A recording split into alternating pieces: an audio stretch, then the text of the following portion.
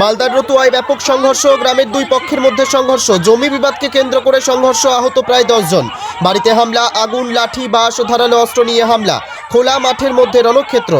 রতুয়া থানার কাহালার গ্রাম পঞ্চায়েতের কমলপুর গ্রামে 32 শতক জায়গা নিয়ে বিবাদ চলছিল। উত্তম মহালদার, টুনু মহালদার, সমীর সিং সহ অনেকের মধ্যেই জমির দখল নিয়ে পারস্পরিক বিবাদ।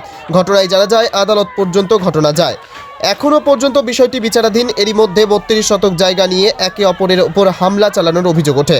ক্রমশ পরিস্থিতি উত্তপ্ত হয়ে ওঠে, অস্ত্রশস্ত্র নিয়ে পরস্পরের উপর ঝাঁপিয়ে পড়ে। কমলাপুর গ্রামে দুই পক্ষের মধ্যে এরকম যুদ্ধ শুরু হয়ে যায়। পরে পুলিশ এসে পরিস্থিতি সামাল দেয়। 10 জনের মধ্যে মহিলা সহ 7 জন গুরুতর আহত। তারা রতুয়া হাসপাতালে চিকিৎসাধীন। রাতে দুই পক্ষই আলাদা আলাদা করে পরস্পরের বিরুদ্ধে রতুয়া থানায় অভিযোগ জানায়। ঘটনার তদন্ত শুরু করেছে পুলিশ।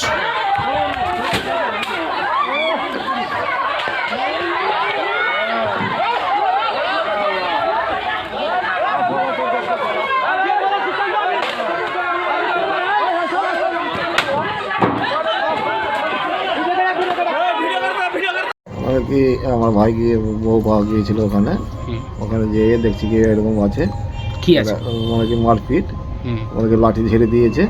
ওকে বলছে কি তুমি বাঁচাও, প্রতিযোগী করে বাঁচাও আমাদের।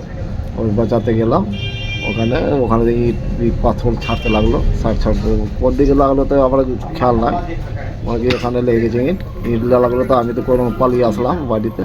ওরা একদম ভর্কি দিয়ে আসলো, একদম বাড়ির ঘরে করে একদম। কারা এসছে? ওরা মানে কি বর্মরা, লখনারা, এরা কইয়ারা, এসব মানে কি জুগলারা, উত্তমরা, এইসব মানে কি সব এসেছিল। মানে কি কত জনের নাম কেমন করে বলবো। কতজন ছিল? মানে কি 50-60 জন। থানায় লিখিত অভিযোগ করলাম। তোমার শম্পা মহল্লা, বাড়ি কমলপুর। আমাদের জমি 1209 দাগে 75 শতক জমি। তার মধ্যে ওর সুরেন মাহালদাররা 32 শতক জমি জবরদখল করে ওখানে ঘেরার জন্য আসে। সেই ঘেরাটা আমরা আটকাতে যাই ওখানে। তার মধ্যে এই জমিটার উপরে একটা কেস আছে। কেসের মধ্যে 2টা হিয়ারিং হয়েছে। তৃতীয় নাম্বার হিয়ারিং হচ্ছে 28 তারিখ।